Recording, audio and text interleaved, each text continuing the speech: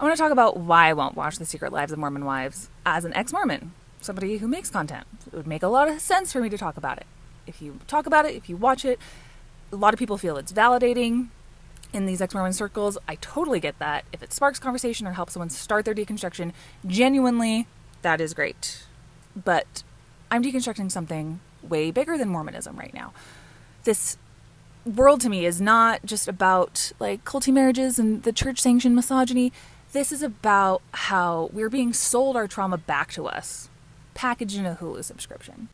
Let's be honest. Okay, who owns Hulu? Disney, Comcast, two of the most powerful media conglomerates on the planet. I'm not saying don't watch them. All I'm saying is, do they care about liberation? Do they care about healing, structural change? No. They care about engagement, about clicks, about keeping audiences emotionally hooked on this IV drip of content. Just long enough to sell us something to fill the void that's left in all of us from a disconnected, bleak existence. Like, that's the way that it's supposed to be. Now, I may be way off here, okay? Push back on me. That's fine. But I see a system where people exploit Mormonism, trauma, they exploit women's suffering as long as it sells. They don't care about patriarchy or fascism because they're part of the same machine that props it up. So no, I'm not going to co-sign on that by pretending that this show is subversive just because it's talking about something tangentially related to my life experience. If anything, I think that we need to have a conversation how content like this dulls the blade of real critique. It distracts us with dramatized suffering while reinforcing the very system that keeps us numb, that keeps us distracted.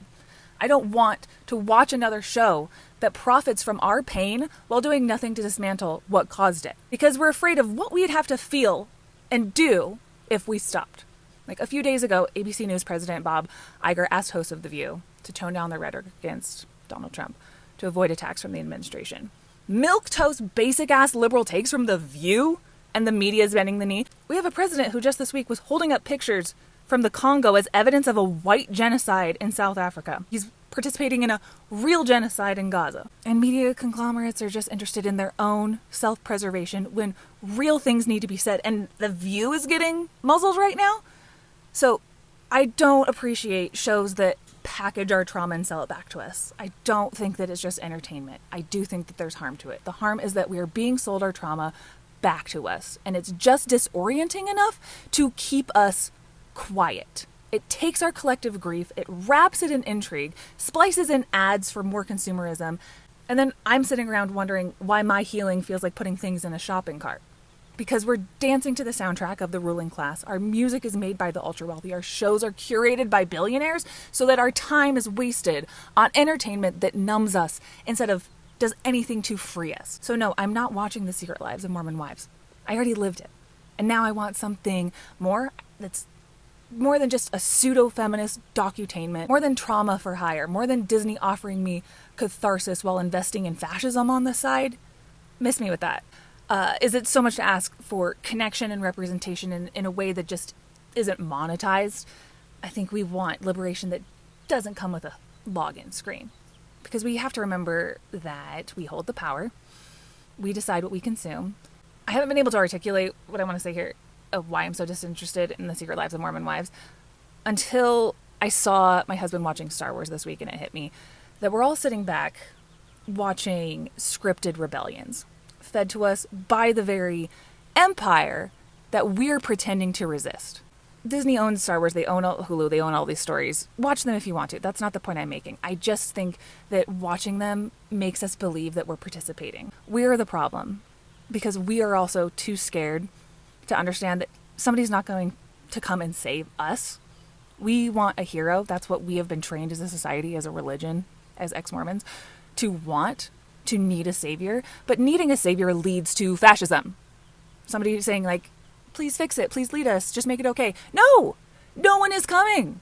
If you want the force, it takes unplugging. It takes reading things and watching things and participating in a way not to consume, to pacify us, but to break you, to rewire you. Because this isn't a game. And if it is, then it's one that we didn't choose, but we can choose something else. We can choose to build something else.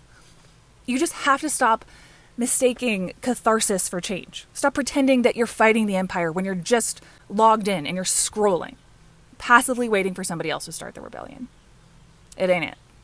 Totally fair question. And yes, this is where I think discernment matters. Don't get triggered by me saying the word discernment, because I don't think that every show that tackles Mormonism is part of the larger problem that I described. I think Mormon No More, for example, is different, because the show to me does not feel like a pacifier. It feels like an amplifier. And I'm not just saying that because I was on the show, except for all my scenes got cut, but I do have some behind the scenes knowledge and know the stars of the show personally and interviewed them. But first, let me say Mormon No More, it might package trauma for shock value to some degree. Of course, it's, a docuseries for Hulu.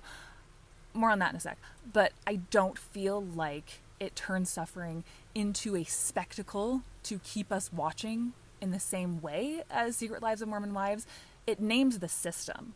It tells the stories that hold power structures accountable. Like the life of the gay student at BYU who unalived himself, Harry Fisher, that they talk about in Mormon No More. I think it connects the dots in no uncertain terms that he tried to pray the gay away. He tried to change who God made him. He died with his scriptures open, trying to fit into a broken system, and calls that system out in the show for what it is. So the stories of LGBTQ Mormons aren't just sensationalized headlines. They might be that, but it's also that there's realities that people are living right now. And when those stories are platformed in a way that have such high stakes, I do think that it activates something in us. That's the difference to me. It's about the purpose, and whether stories are being told in a way that critiques the system, at least it provides a certain type of solidarity that I think is missing. We don't need solidarity for the swinging community of Utah. We just don't. I don't think Mormon No More is part of the same exploitative cycle as Secret Lives of Mormon Wives. I do think that we're going to be watching things. It's important to stay vigilant because Hulu, Disney, Comcast, they're all part of this larger empire. And even if when they air something useful, doesn't mean that you let your guard down. Discernment just has to be part of the equation. Not everything labeled representation is going to be liberating, and things that we sometimes think are healing are not transformational. That's what's important to me at this point in my deconstruction post-Mormonism, because I think as ex-Mormons we spend too much time in the illusion of processing things while larger systems keep running. For some people, deconstructing Mormonism is the first part, in Secret Lives of Mormon Wives that might be useful to them, but I've already deconstructed all of the themes in that show, whereas I think that Mormon No More, the cast of that show, they do the work off screen that needs to be done in our world, not just profit from it, which I don't think Lena and Sal, who are dear friends of mine, they walk the walk, they talk the talk, and I don't think that they made any profit out of it. But the story is something that they were willing to uproot their entire lives for over a year to allow a film crew in, not to get famous, but to punch the Mormon homophobia in the face, to do something and call out a system that other shows just don't do.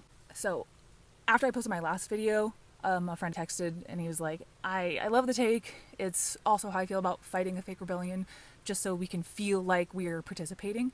And yeah, because that's exactly the problem. We're being given the illusion of resistance while the real structures of power remain untouched. So I don't think you have to be Mormon, ex-Mormon. It's just Never Mormons everywhere can feel it, that we're all living in a system that's trying to disempower us at every level, politically, emotionally, numbing us with drugs and alcohol and self-soothing, this and that, codependence. A system economically, spiritually, is trying to disempower us every day. And I am just done feeling disempowered at this point in my deconstruction, just in any form. I'm trying to get across in these videos, who we watch matters, who gets the microphone matters. These platforms decide what kind of stories are worth telling, and we decide what pains we want to talk about, what gets monetized, and what truths get silenced by what we watch, what we participate in. So no, I'm not interested in Secret Lives of Mormon Wives because I don't think that the women on the show have done the work. I don't think that they have deconstructed an inch of the system that they're profiting from. And yet they're the ones getting all the reach, and they're the ones shaping the narrative. And it's not my favorite to see what they're modeling. Meanwhile, shows like Mormon No More are highlighting queer voices. People like Lena and Sal and Matt Easton, people who have actually risked something. who've actually lost something by telling the truth and fighting a system. Just talk to them. Just talk to any queer Mormon. Did the producers of Mormon No More, did the producers chop up Lean and South's story in a way that wasn't genuine? In some parts, that's my understanding. Did the producers ask me repeatedly on camera with leading questions to get me to say things I didn't believe and I shut them down over and over again? Yes. So that's what these shows do. It's not beyond me. But what the show did do is it named a system. It's trying to hold institutions accountable like BYU, where queer students have taken their own lives. And that's not clickbait. That's just a real epidemic and a real crisis. And when stories like that get told as honestly as possible, given all of the stipulations I mentioned, I hope it doesn't pacify us. I hope that it activates us. I hope that we have the discernment that what I'm saying makes sense. Watch all the entertainment you want. Truly. Do watch what you want. But I don't want to confuse representation with liberation, because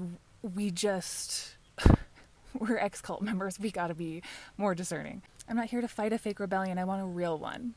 So engage with this video if you want to be in it with me.